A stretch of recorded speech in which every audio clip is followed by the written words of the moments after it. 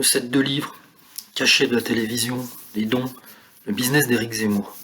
Tel était l'un des sujets abordés lundi soir par Cyril Hanouna et ses chroniqueurs sur le plateau de TPMP.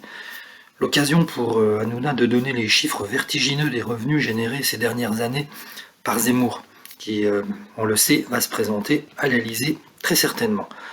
Lorsqu'il était chroniqueur sur CNews, il aurait touché entre 2 000 et 3 000 euros bruts, soit environ 40 000 euros par mois.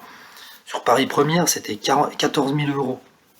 Le Figaro, 8 000 euros. Et son livre, 200 000 exemplaires, et il toucherait 8 à 10 euros net par livre, c'est-à-dire entre 1,6 million et 2 millions d'euros.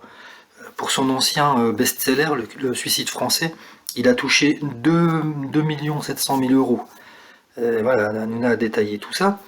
Et les chiffres de ce business ont profondément choqué Julie Garnier, la porte-parole de la France Insoumise, qui était présente sur le plateau. Non seulement il y a des revenus indécents, mais en plus il fait de l'optimisation fiscale.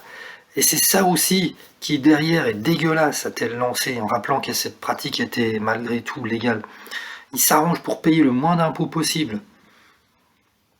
Et sur sa lancée, elle a fini par insulter Zemmour. Non mais franchement, t'es mal à taille du rat. Ce monsieur a des revenus pas possibles et après il fait de l'optimisation. À un moment, il faut quand même le dire.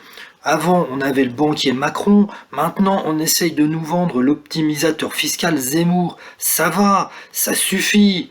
A-t-elle lancé à la grande surprise des chroniqueurs qui pourtant ont l'habitude des outrances.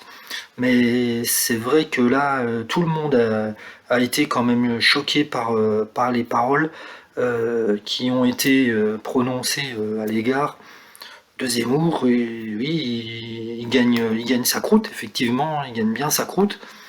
Mais bon, il a le droit, enfin, on a le droit de gagner, on a le droit de gagner sa vie en France sans se faire insulter pour autant.